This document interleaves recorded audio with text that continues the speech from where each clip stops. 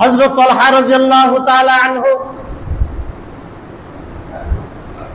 গত জুমায় এবং তার আগের জুমায় বলেছিলাম, হযরত তালহা রাদিয়াল্লাহু তাআলা আনহু পরীক্ষা খনন করা হচ্ছে, খন্দক যুদ্ধের পরীক্ষা খনন করা হচ্ছে।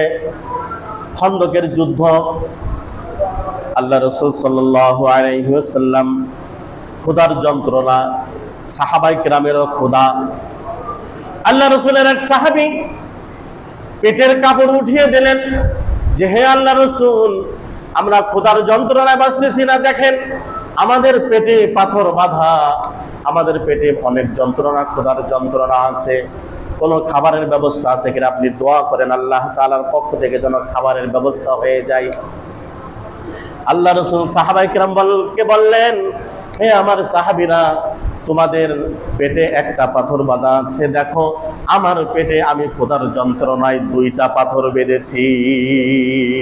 আমার 2টা পাথর, সামাইলে তিরমিজিতে আমি পড়াইছি, দেখো আমার 2টা পাথর, আমার পেটে 2টা পাথর বাঁধা।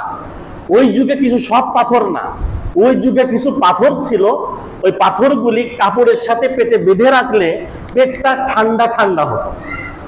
মানুষ না খাওয়ার কারণে কিন্তু পেট গরম হয়ে যায়, এই পাথরগুলি বেঁধে রাখলে পেট ঠান্ডা ঠান্ডা ভাব হতো, তাই একটু ক্ষুধা একটু নিবারণ হতো।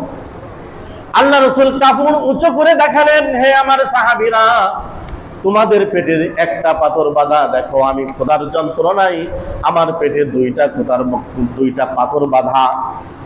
হযরত আবু তালহা রাদিয়াল্লাহু তাআলা আনহু, আবু তালহা রাদিয়াল্লাহু তাআলা আনহু স্ত্রীকে বললেন, স্ত্রী আমার, আল্লাহ রাসূল অনেক কষ্ট করে পরীক্ষা খনন করতেছেন, সাহাবায়ে কেরামও অনেক কষ্ট করে পরীক্ষা খনন করতেছেন খন্দকের যুদ্ধের জন্য, তবে আমাদের ঘরে কি আছে? আবু তালহা রাদিয়াল্লাহু তাআলা আনহু বললেন, আমাদের ঘরে যা আছে কয়েকটা রুটি হবে, 3-4টা রুটি হবে, এই পরিমাণ আটা আছে, এবং যে গোশত আছে একজনেরই খাবার হবে। আবু তালহা রাদিয়াল্লাহু তাআলা আনহু খন্দক পরীক্ষা খনন করা হচ্ছে, ওখানে এসে আনাস রাদিয়াল্লাহু তাআলা আনহু, রাসূলের বিশিষ্ট খাদেম আনাস রাদিয়াল্লাহু তাআলা আনহুকে বললেন, ভাই আনাস, আল্লাহ রাসূল তো অনেক ক্ষুধার্ত, আল্লাহ রাসূলের পেটে 2টা পাথর দেখলাম, তা আল্লাহ রাসূলের জন্য খানার ব্যবস্থা করেছি আমি শুধু আল্লাহ রাসূলের জন্য, আপনি একটু আনাস আল্লাহ রাসূলের কানে কানে বলে দেন। আনাস রাদিয়াল্লাহু তাআলা আনহু আল্লাহ রাসূলের কানে কানে বলে দিলেন যে, হে আল্লাহ রাসূল, আবু তালহা আপনার জন্য একটু খাবারের ব্যবস্থা করেছেন, আপনি তার বাড়িতে যাবেন। আল্লাহ রাসূল যখন এই খবর শুনলেন, আবু তালহা রাদিয়াল্লাহু তাআলা আনহু আল্লাহ রাসূলের জন্য খাবারের ব্যবস্থা করেছেন, তখন আল্লাহ রাসূলের আল্লাহর প্রতি অগাধ বিশ্বাস ছিল, আল্লাহ রাসূলের প্রতি অগাধ তাওয়াক্কুল ছিল, 100% তাওয়াক্কুল ছিল। তাওয়াক্কুলের উপর ভরসা করে আল্লাহ রাসূল সাল্লাল্লাহু আলাইহি সাল্লাম সাহাবায়ে কেরামকে বললেন, হে আমার সাহাবারা, আবু তালহা তোমাদেরকে দাওয়াত দিয়েছে। আবু তালহা বলেন, হুজুর একা আপনাকে দাওয়াত দিয়েছে, সবাইকে তো না, শুধু আপনার খাবার হবে, তুমি যাও, ব্যবস্থা হবে ইনশাআল্লাহ, ব্যবস্থা হবে।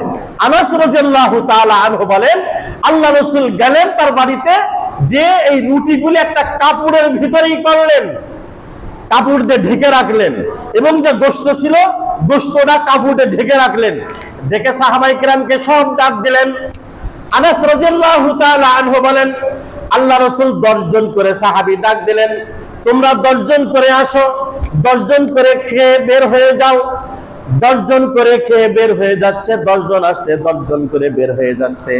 আনাস রাদিয়াল্লাহু তাআলা আনহু বলেন, সেদিন আমি নিজেই গুনে দেখেছিলাম, আউদ্দুহু সাবউনা আও 80, আমি গণনা করেছিলাম 70 অথবা 80 জন সাহাবায়ে কেরাম তালহা রাদিয়াল্লাহু তাআলা আনহুর খানা পেট ভরে খেয়েছিলেন। এটা কার বরকত? আল্লাহ রাসূলের বরকতে, এটা আল্লাহ রাসূলের মুজিজা। আনাস রাদিয়াল্লাহু তাআলা আনহু বলেন 10 জন করে খেয়ে বের হয়ে যাচ্ছে, আমি গুনে দেখি 70 থেকে 80 জন মানুষ এই খাবার খেয়েছে পেট ভরে। যেই খাবার এক রাসূলের জন্যই হবে আর কেউ খাইতে পারবে না, সেই খাবার খেয়েছে 80 জন সাহাবী খেয়েছে। কত বরকত আল্লাহ রাসূলের হাতে।